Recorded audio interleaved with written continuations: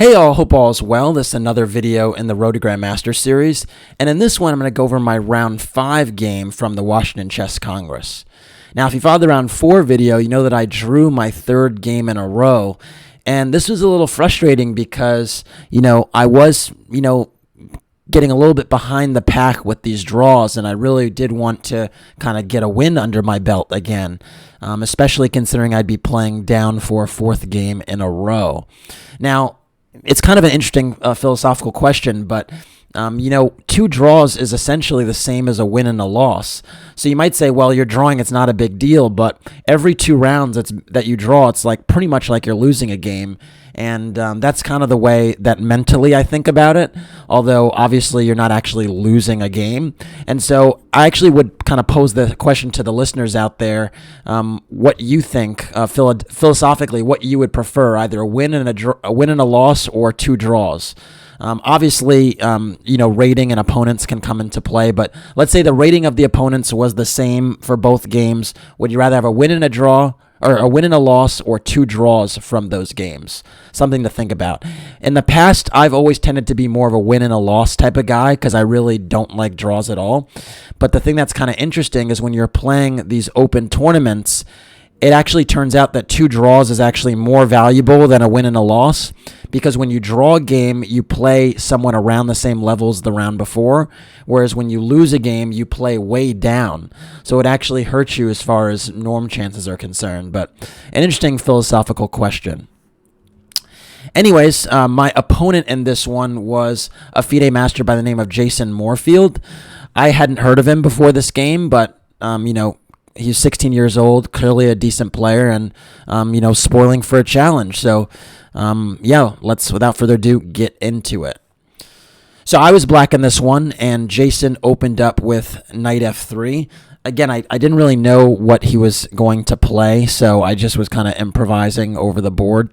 I went for d5, and now Jason went e3, and e3 is actually kind of unusual move order in conjunction with knight f3. Typically, people that play knight f3 on the second move go g3 or c4, but clearly this individual wants to play knight f3, e3, and maybe then play for c4 or d4.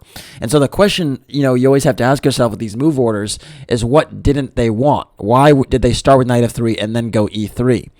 Well, I can get why they didn't play e3 on move 1, because then I could play e5 and take the center. But then the question is, why e3 on move 2? And the only thing I can think of is, in some lines, maybe they didn't want c4 to be unprotected. So if you actually played c4 on move 2 here, black can take, but the other idea is actually to play d4. And in this system, it's almost like a reverse Benoni a lot of times, with e3 coming on the board, and then some setup like this can happen where it's like literally a reverse Benoni.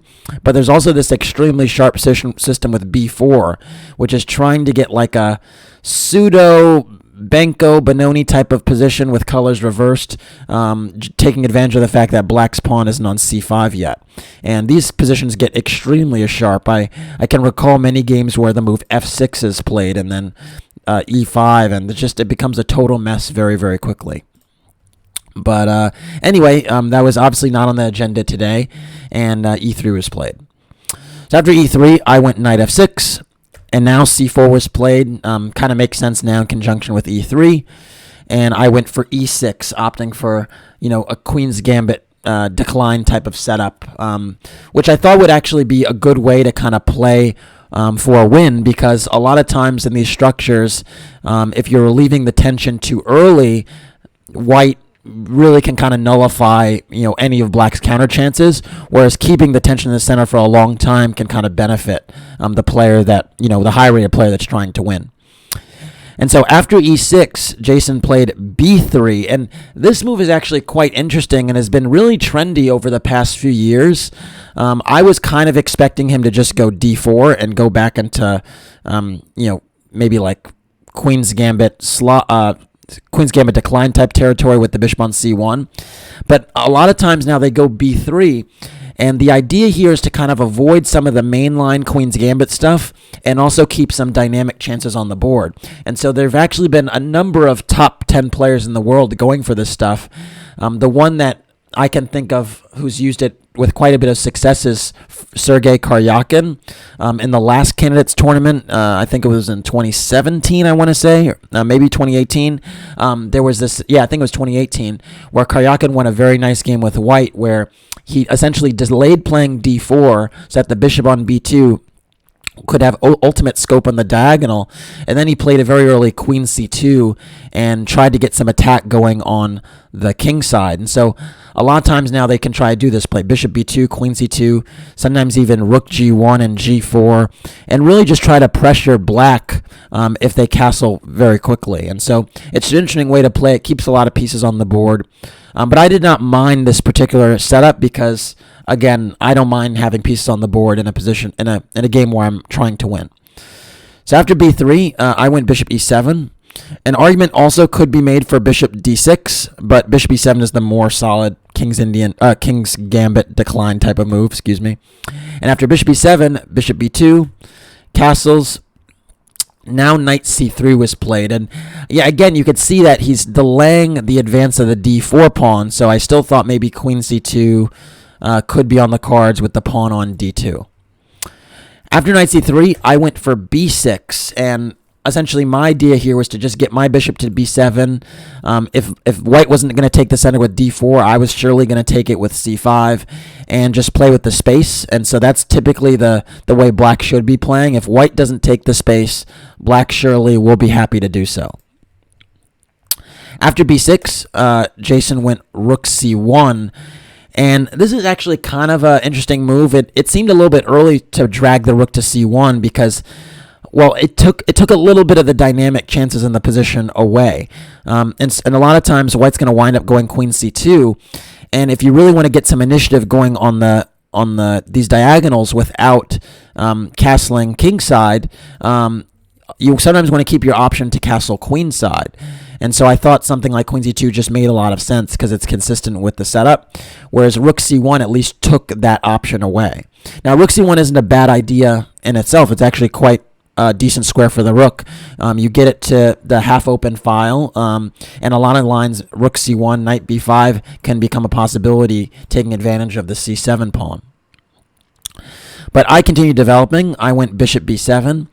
And now white played c takes d5, and this move has actually, been played many, many times before. I think there's over 100 games in this type of position, but I'm actually not a huge fan of it for white because I think it gives black really decent dynamic chances, and we're going to see that in a little bit what I mean. But essentially, after c takes d5 and e takes d5, now white played d4, and I think got the position that he was ultimately aiming for, which was a situation where it's almost akin to a Carlsbad structure in the Queen's Gambit accepted, except the pawn is on c7 instead of on c6, and the b pawn is on b6 instead of on b7. And so the thing you have to ask yourself, though, is what are the differences? And I think the differences between this particular structure and the Carlsbad structures that black normally gets in the Queen's Gambit exchange are actually quite profound. So the first thing you notice is this bishop on b2 is actually behind white's pawn chain. Typically in the Queen's Gambit exchange variation, this bishop is actually on g5, where it's actually, pinning this knight on f6 and just exerting pressure on the king side. So the fact that bishop's on b2 is hugely beneficial to white, or to black rather, because, it's just not on the most active square.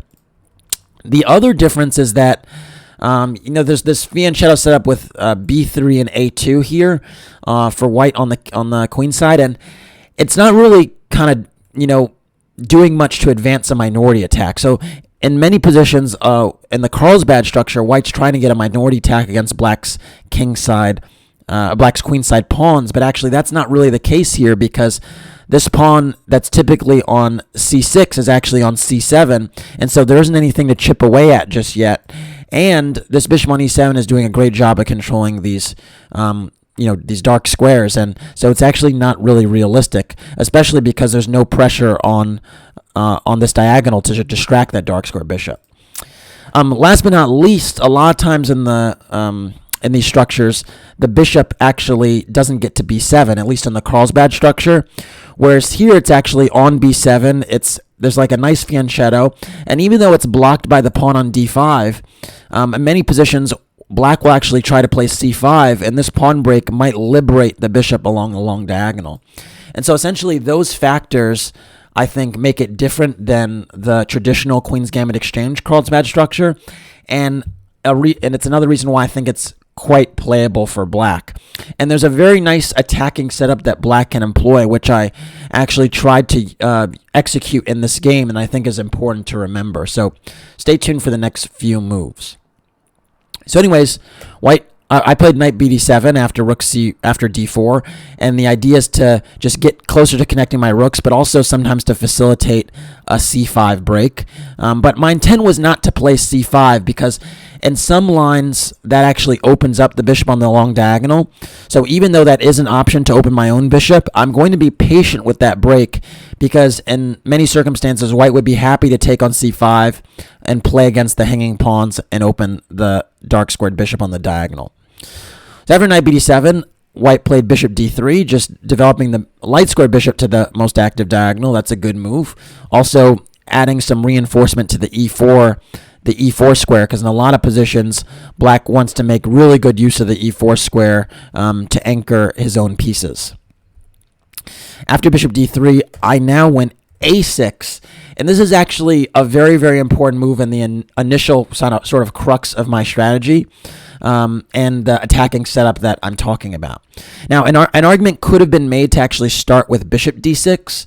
The reason I didn't do so was because of knight b5 harassing my bishop on d6, but I kind of underestimated the fact that I do have this check on b4, which is extremely annoying, and then I can just kick the knight away with c6 afterward, or with a6 afterward. But I wasn't so keen on actually trying to work out the details here, because I thought, do I have to give up my bishops here? I don't really want to give up my dark square bishop for the one on c3 that's doing nothing, especially when I just want my bishop on d6 eventually targeting the h2 pawn. So I thought, you know what, why don't I start with the move a6 before going bishop d6.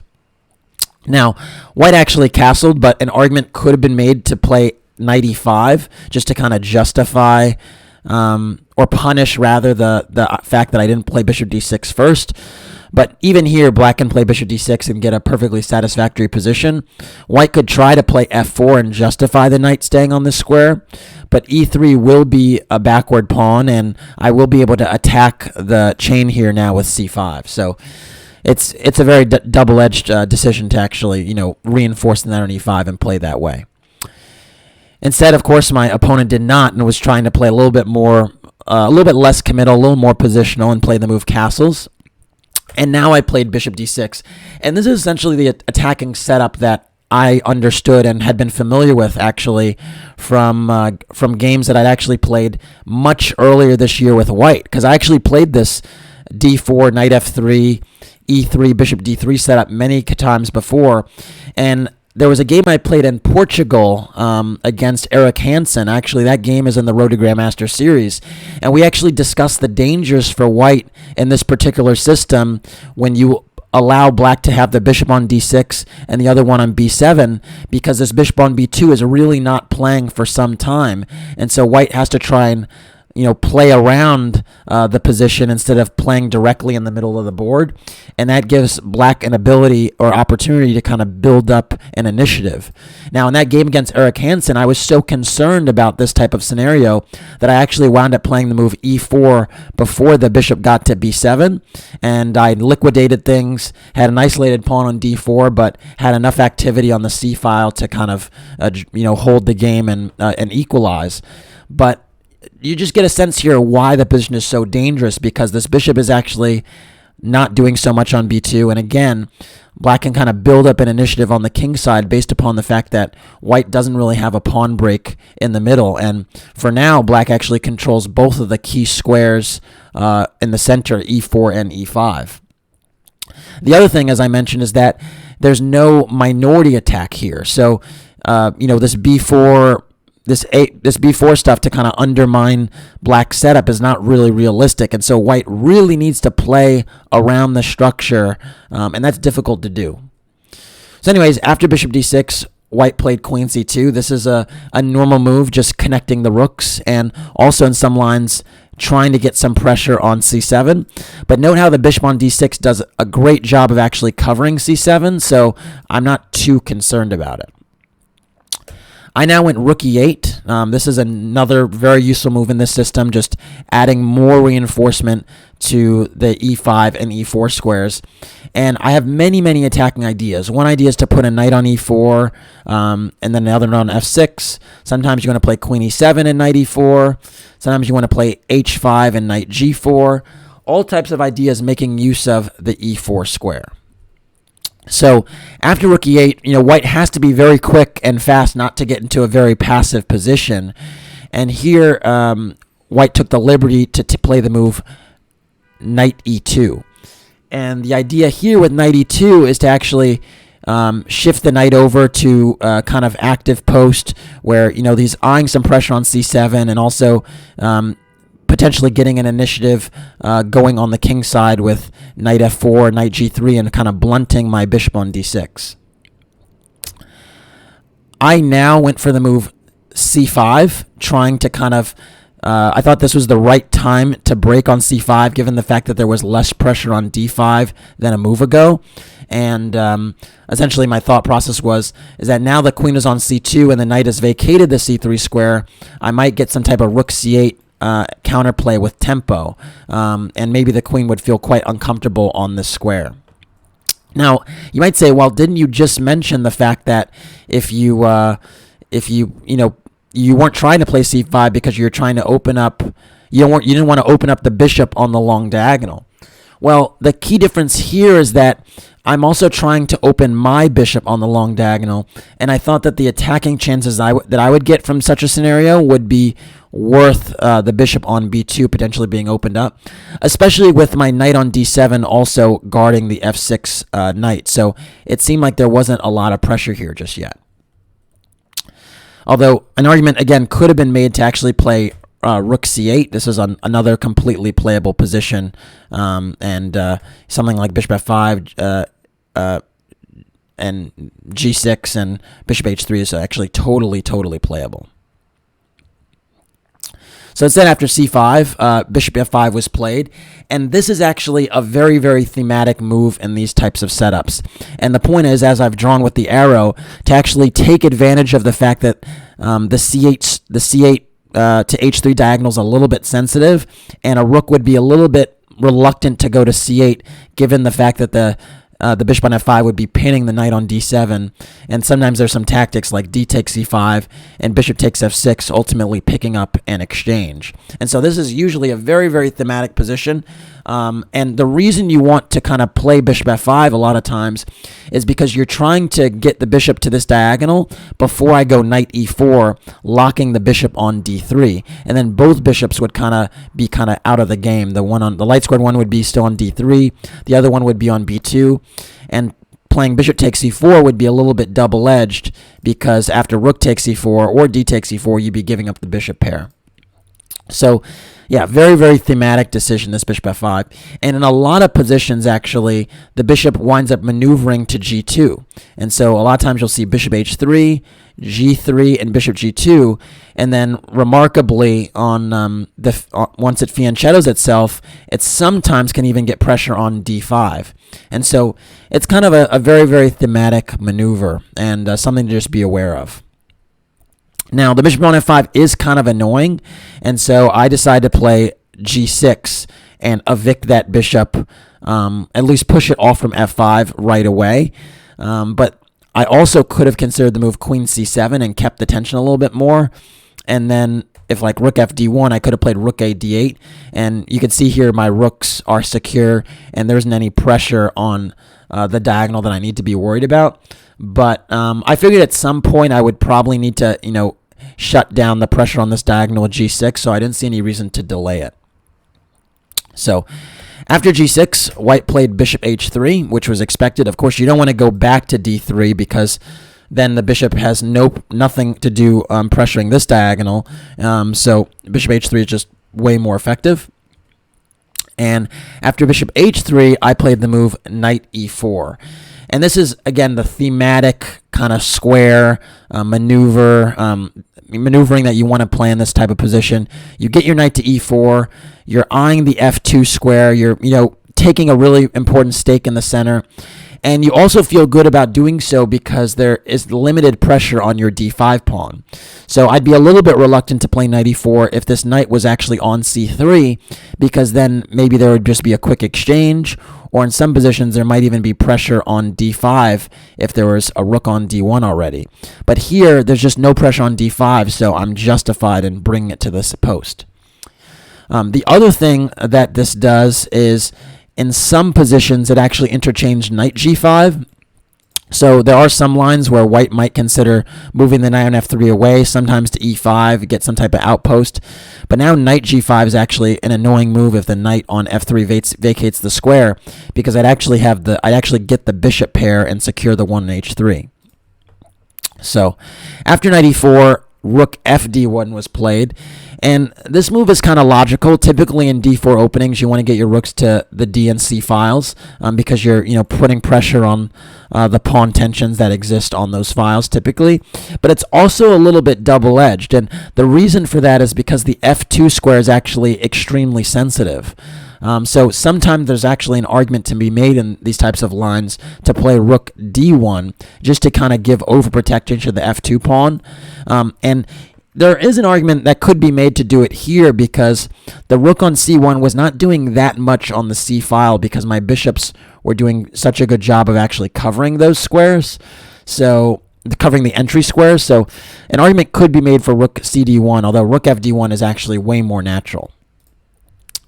After rook fd1, I played the move knight df6, and you could see here that a storm cloud is brewing. I have a lot of pieces in the center. White actually has more space, black has more space, and my bishops are on pretty reasonable diagonals, and so you could see why I don't really mind d takes c5. And so I did think white had to be a little bit careful here because white is actually the one that has a space disadvantage here. And so typically when you have a space disadvantage, you want to trade some minor pieces. And I think if white manages to trade a few minor pieces without me getting any type of attack going, then white would actually potentially be better because I do have the long-term the worst pawn structure. Right now at any moment there's d takes c5, b takes c5, and I have hanging pawns and ultimately 3 pawn islands to white's 2 pawn islands. And so I do have to be wary of endings where I could be positionally much worse. But it's a pretty tough task, easier said than done, to try and exchange pieces and nullify the pressure because, again, I have a lot of pieces in the neighborhood. Now, after knight df6, white really had quite a few choices to make about how to kind of proceed in the center and get the pieces going. And unfortunately, I think Jason actually took a step in the wrong direction with a very, very natural move, the move g3.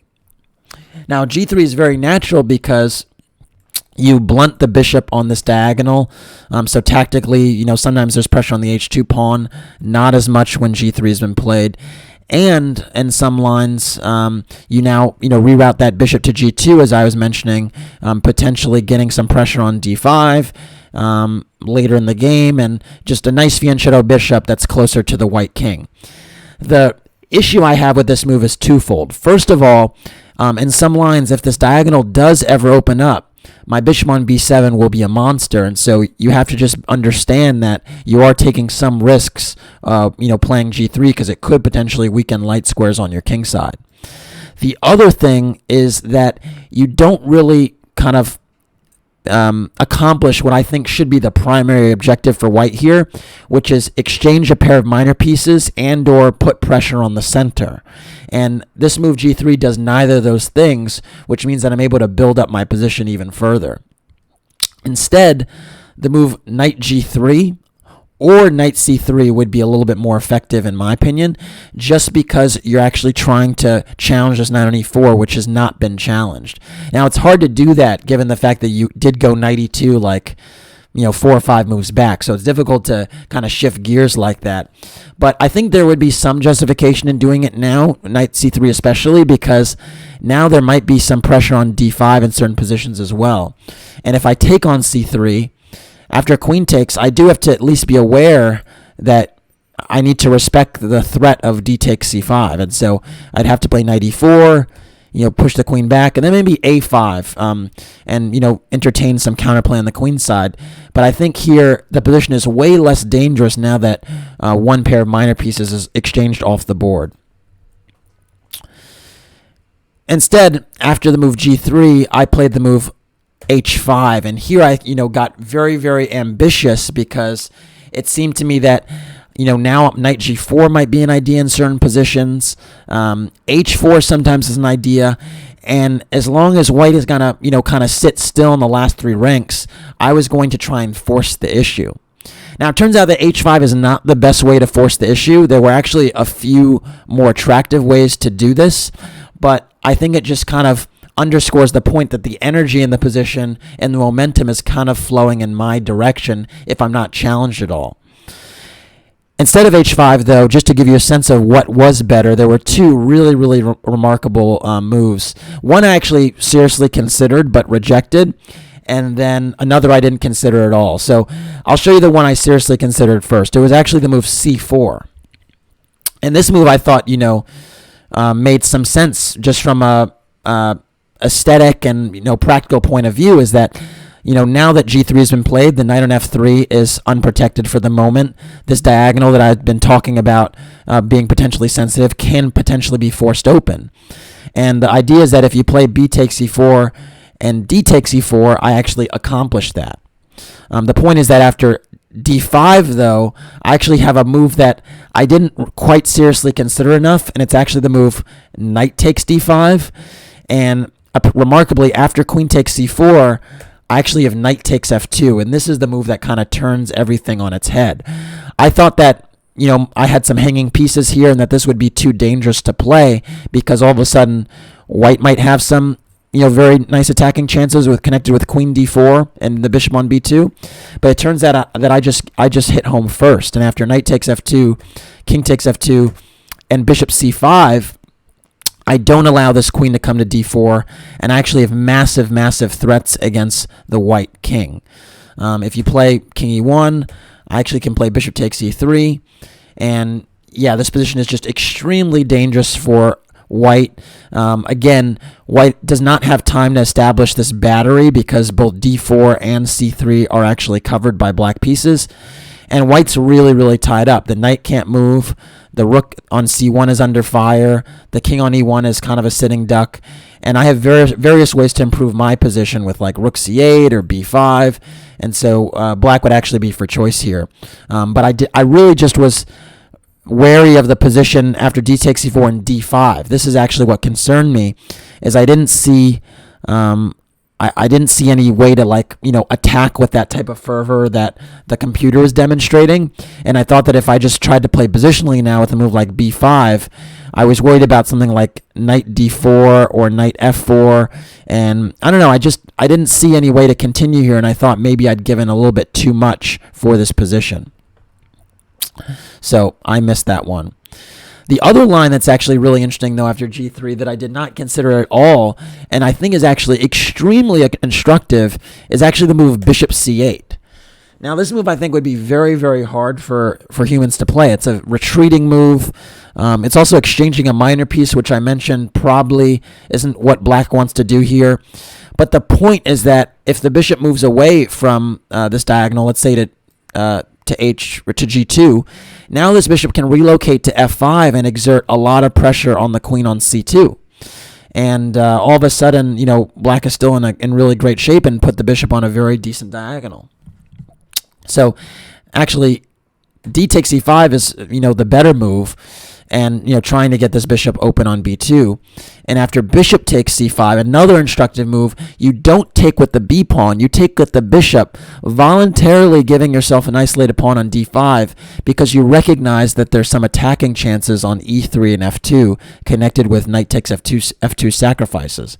And the point is that after bishop takes c5, bishop h3, bishop takes c8, and rook takes c8, you actually have a scenario where, because you didn't take with the b pawn, there are further tactical threats against the queen on c2 based upon certain discoveries. And so very, very unusual move, this bishop c8 move, but not without venom.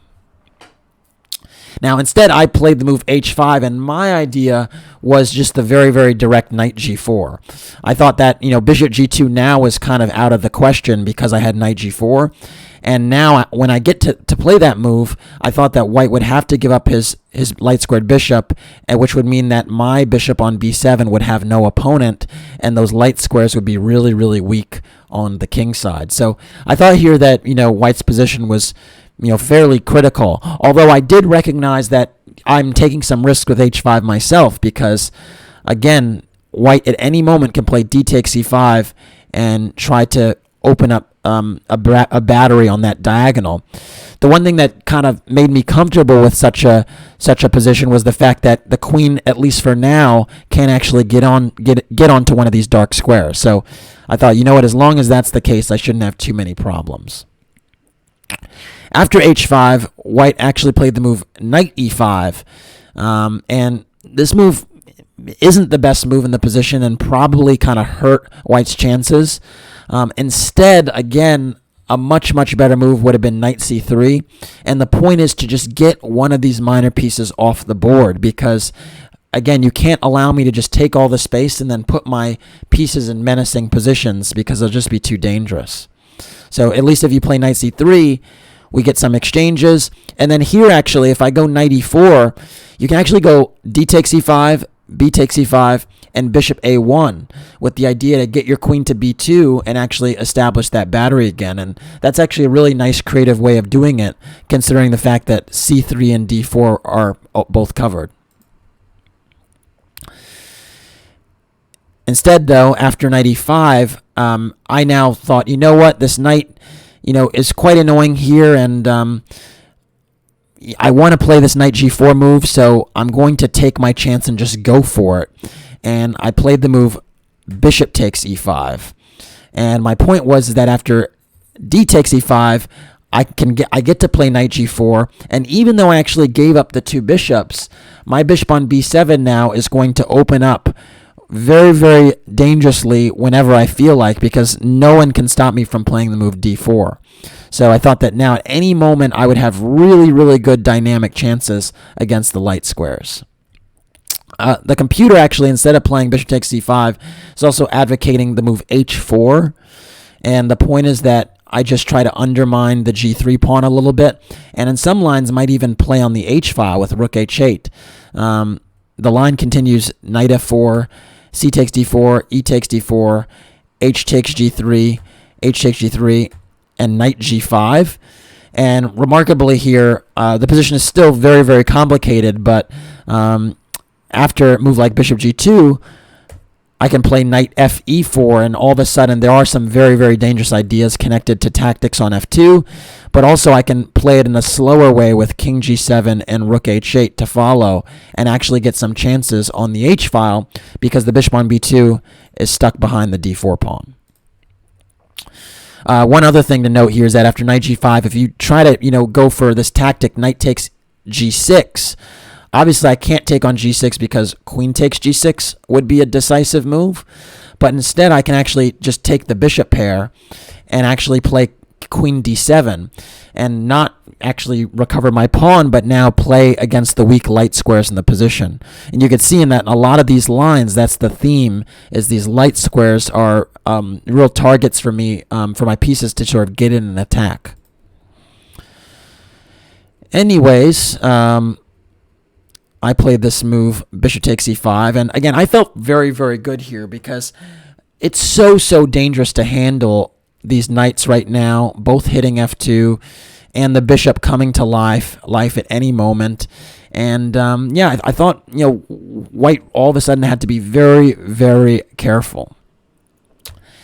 White really only had one move here to stay in the game, and fortunately for me, he missed it, but I think it's extremely difficult to find. So I'm actually going to throw it to you. Why don't you pause the video and try to find this move, white to play and stay very much in the game.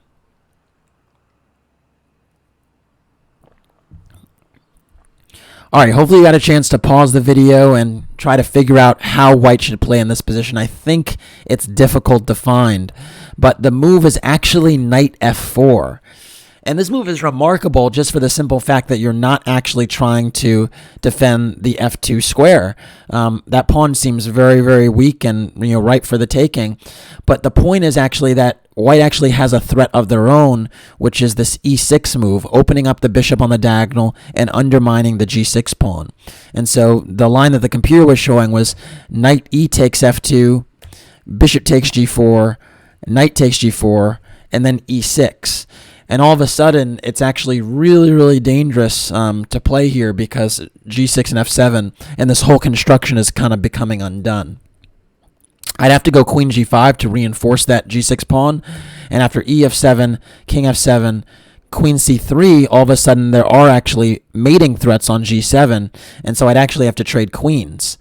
And we get to a position that becomes a little bit more simplified, and the worst is over for white. And, essentially there is a little bit of an initiative here on the king, so I'd ultimately have to back up. There would be a few more exchanges, and this position would be closer to an equality than it would be to a black win, with the material being equal here. So another very, very interesting way to kind of stay in the game and play actively, but unfortunately my opponent didn't see it. Instead of playing the, very, very strange-looking knight f4, my opponent played the very natural bishop takes g4. But this move is actually a huge mistake because now after h takes g4, the light squares are actually completely fixed by my g4 pawn. And so all of a sudden, my bishop is going to reign supreme on this diagonal, and my knight can even potentially join the party and get to one of those squares via g5. And so the attacking chances here are just very, very good for black. After h takes g4, white played knight f4 now. And again, this is supernatural. I mean, who would have thought you need to play knight f4 and allow knight takes f2? Very, very difficult to see. But the problem here is this just doesn't work. I'm getting to the light squares, and the tactics against g6 actually kind of fall short. Now, I was worried about them, so I did consider maybe, over-defending the pawn, but I thought it was more important to get my knight to g5, so I actually played knight g5 right away. At first I was thinking, well, should I play a queen? Should I defend the pawn again with queen g5 or something like that? But that actually just gets in the way of my knight coming to g5, and also hangs d5 in certain lines. So I thought it was super important to get my knight to this attacking post before anything else. Now, white really only has one way to try and play the position, and he actually misses the mark here as well, but this is arguably even harder than the bishop takes g4 move, so I'm not going to even ask you to figure it out. The move that, the computer wants to play is actually king f1. And this move is actually very, very difficult to understand. I can't even fully explain it, but I think the point is you just get out of the way of this check with tempo, and the king's going to wind up having to go to f1 anyway because on h1 it's just in the line of this bishop. So you get that out the way, and maybe you're entertaining e6. But even here I can go a5, reroute the bishop to a6 and some lines, sometimes even open the a file with a4, and it's just not going to be a fun position to play. Instead, white played the move e6, and this was the one that I was calculating for a long time because it seemed like the last lever in the position. Yeah, I was not quite sure what to do when I got to this position because it seemed that there were two ways to deal with the e6 pawn. I wasn't sure which one was best. Now, it actually turns out that the move knight takes e6 is actually the better one. But I actually did not play this because I was a little bit concerned about knight takes g6. and I thought that the tactics would be very, very decisive if the queen actually landed there. And I wasn't too sure of what my follow-up here was if I couldn't take on g6. It turns out, though, I could just play d4, and this is a move that I kind of underestimated.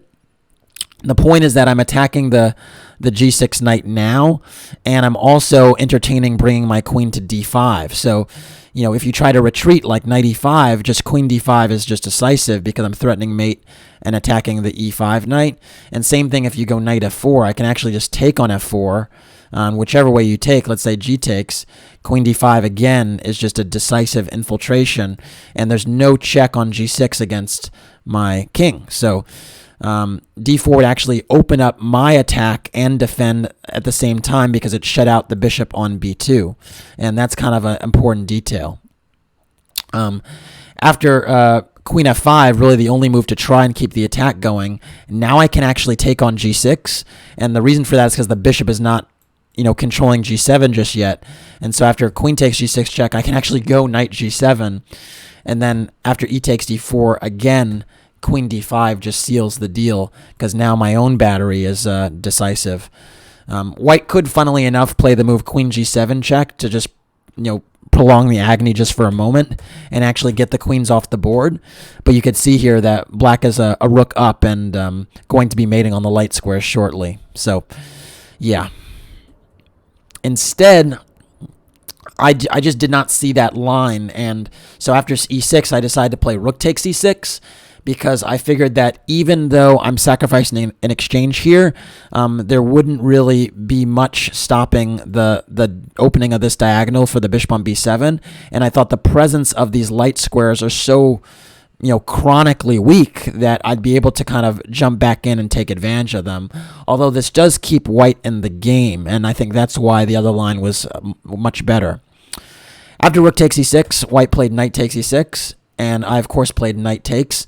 And one of the other reasons I felt good about this position is in a lot of lines, my knight is not only defending g7, but it's also protecting an eventual d4 break. So if you play a move like queen c3, that doesn't even do anything because I could play d4 and the queen is just forced back. Note that if you play e takes d4, again I have queen d5, just infiltrating with decisive effect. So yeah, that's another reason I felt really good about knight e6, even though perhaps it was not a winning move.